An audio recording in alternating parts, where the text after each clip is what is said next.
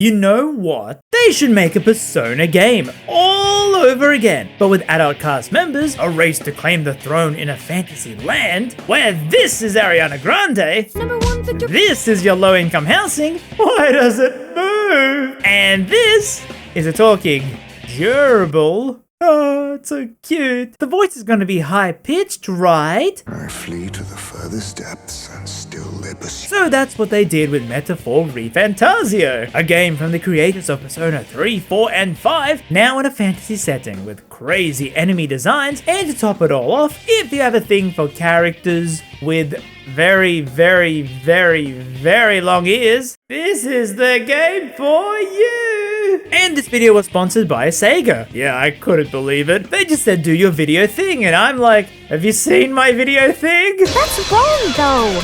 And yes, the game is out now on Xbox, Steam, and PlayStation. You can check it out with the link below, or get the demo, which carries your save file through to the full game. Man, when did these demos become so high-tech? And don't worry, I won't be going over any super spoiler stuff, but do you even know what Metaphor is? Why? A metaphor is a figure of speech that is used to make a comparison, but in a way different from a simile. But also it's from the director of Persona 3, 4, and 5, the artist of Persona 3, 4, and 5, and the composer of Catherine, and also Persona 3, 4, and 5. Hey, wait a minute!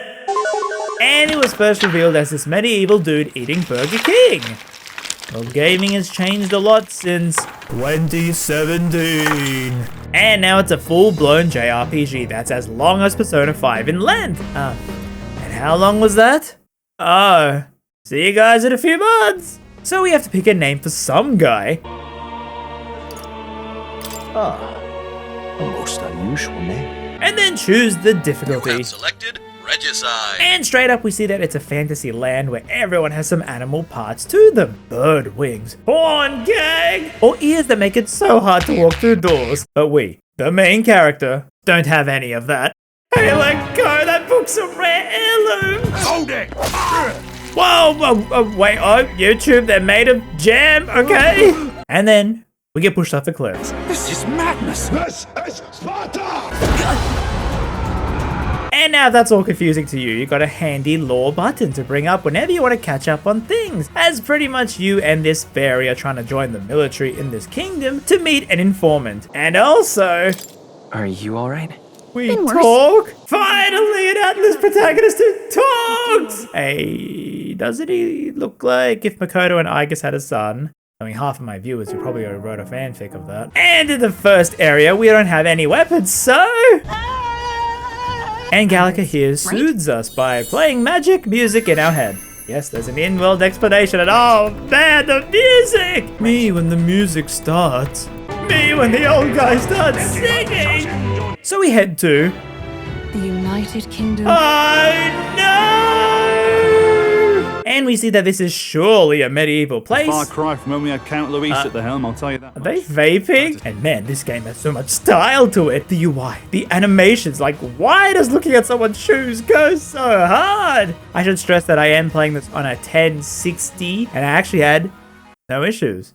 Yep. You would think with my CPU and GPU it would have blown up playing a 2024 game, but nope, it ran perfectly. The only glitch I had was in one fight, no music played, which was its own form of creepypasta. They'll need more than this.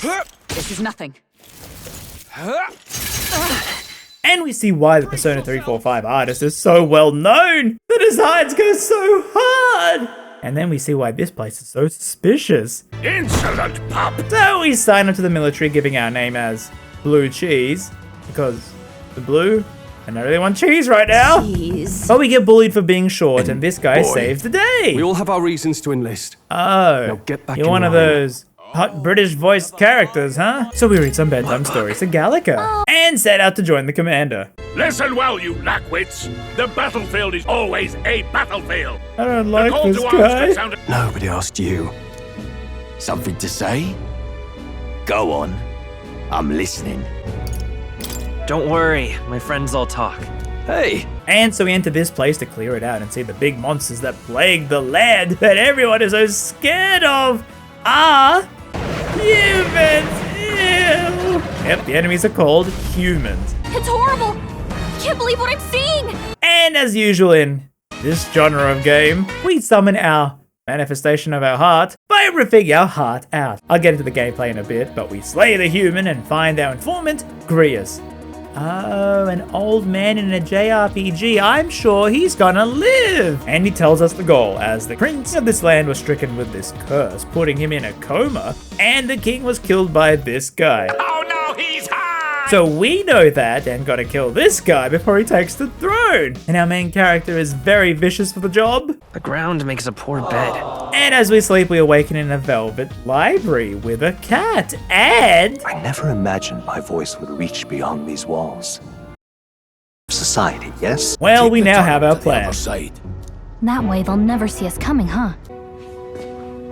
Say that again? And thus begins the fight, where it's turn-based, and if you're familiar with SMT or Persona, it's pretty similar. But you now have this option where you can pass a turn to an ally, where it only uses up half of a turn, so it has some tactical uses. As in, so every character has a turn, but you can pass it, so now you have 2.5 turns left. As you have these archetypes, and you can learn these from other characters, so you're a seeker at the start, but when you make friends with the other characters, you learn their archetype, which is like classes in an RPG.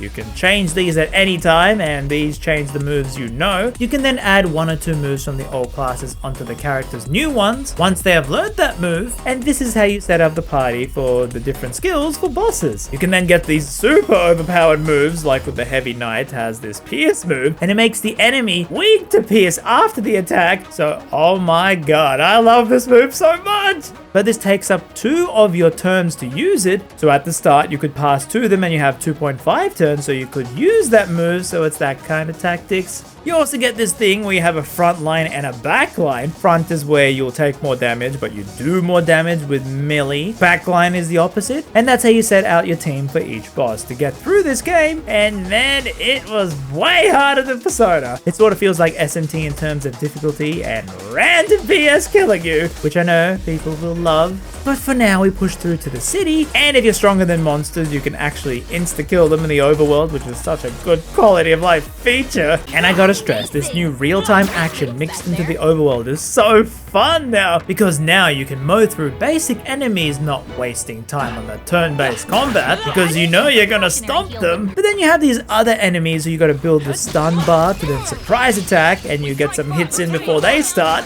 But you can cheese this by waiting for them to get back up again, and then keep whacking them to lower their health bar before you start the fight. But this also means you have the chance to royally stuff this up and get hit first. Or just... what was that reach? Yeah, maybe playing this on a keyboard and mouse is not the best idea. Faces. Duty. Lovely. So now our plan is at the king's funeral, we're going to assassinate the pretty boy in broad daylight. Oh, I'm sure this is going to go splendidly. And our base is in the royal town at the Honeybee Inn. And the lady who runs the place? It's good to meet you. I'm Fabienne. Seriously, if you love big ears. Oh. It's so good. Oh, spicy. I can't feel my tongue. Oh, pipe down and eat, boy. Then we read the book to Grius' daughter. In this country, the inn. And once again, woken from her sleep. I'm never sleeping again, am I? And so we go to the funeral and utterly fail at the task because the king's spirit is like, Eat me. where he goes, no one is killing anyone secretly. You all got to get the favor of the people on this public leaderboard. Yeah, we got to get more publicity than others to then win the throne. He sets up this tournament. You got to win the favor of everyone, and then you will legally get right to the throne. So no funny business, no assassinating each other, okay? All right, then what's our first order of business? To increase our votes. And how can we do that? By getting a tall elf girl to join us. Whoa, look at the votes! This is Hulkenberg, and this is the wedding ring I'm trying to give her. And after fighting the goofier star skeletons, which can give us anxiety, no, I don't want that again! Where now the plan is to go around and win this tournament for the throne against other people who are also competing. And who is our competition? Tell me, oh! Why, she's so tall. Why are her ears even taller? Girl, I can't even read the text now. And now comes in the calendar system, where you have to manage doing things like dungeon crawling for the public, like finding out who this serial killer is in a town, while in the daytime, you could talk to people to raise stats or spending time with your characters to rank them up, or just cook food. You need these stat increases because, like, I can't even talk to her till my brain's smart enough. This is just like Mitsuru. Why? We cannot avoid this fight. And you get to run around these big areas with lots of zones interconnected to each other, and the running speed is very fast, but if it's too slow for you, you can just ride your sword in the air like a hoverboard. And after fighting a human who ate too many eggs for breakfast, I gotta applaud the design of the game, from the grittiness of the characters to how varied the designs are. I mean, you got like Welsh goth boys to this bird lady who sounds very posh. It would seem this magic's purpose is... And then... Yo, I won! And as the world opens up, you get to ride a Gauntlet Runner. That's a huge ship that runs on land, as it takes days to travel to places, which is very realistic. Like, you can't just teleport there, you gotta spend time on the ship doing laundry. Once you have visited an area, you can fast travel afterwards, which is yet again explained with the in-universe description. And if you think riding on this thing isn't safe for the road, Well, if we die, we all die together. You must remember to contain yourselves. Songstress? Wait, is she the same Nydia lady who sang at the opening ceremony? By the crown, you can't be serious! She is Juno, the kingdom's greatest singer, the dulcet diva! Oh, this is preposterous! Surely I can't be the only one starstruck? Really? No one else wants to shake her hand? yeah, Hulkenberg is amazing. Well, then on behalf of this group, I suppose it falls to me. Wait, she likes bug food? The things I do for my mistress? And then after... Went underground!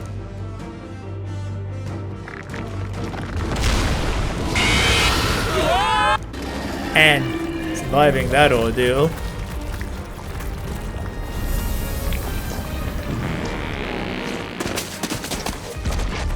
My time in this video ends. Metaphor ReFantazio is a wild game, purely because what I showed is nowhere near the whole game. Reminder of that Persona 5 length. Like, there is so much to this game, which is astounding. I will say, if you like Persona, or SMT Combat, or wanted a Persona game with adults, or in a fantasy setting, this is the game for you, and it's definitely wearing it on its sleeve that this is from the creators of Persona. There are so many similar things, like the calendar system, the bonding with characters, academia when you sleep, I mean, even some of the sound effects.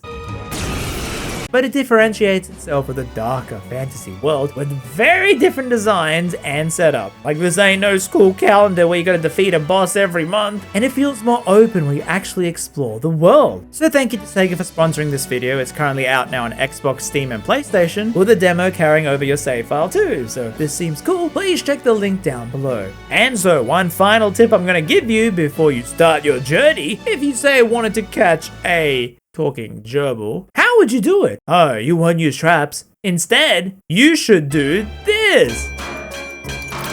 Gallagher, please be nicer to me! Enough! Stop it!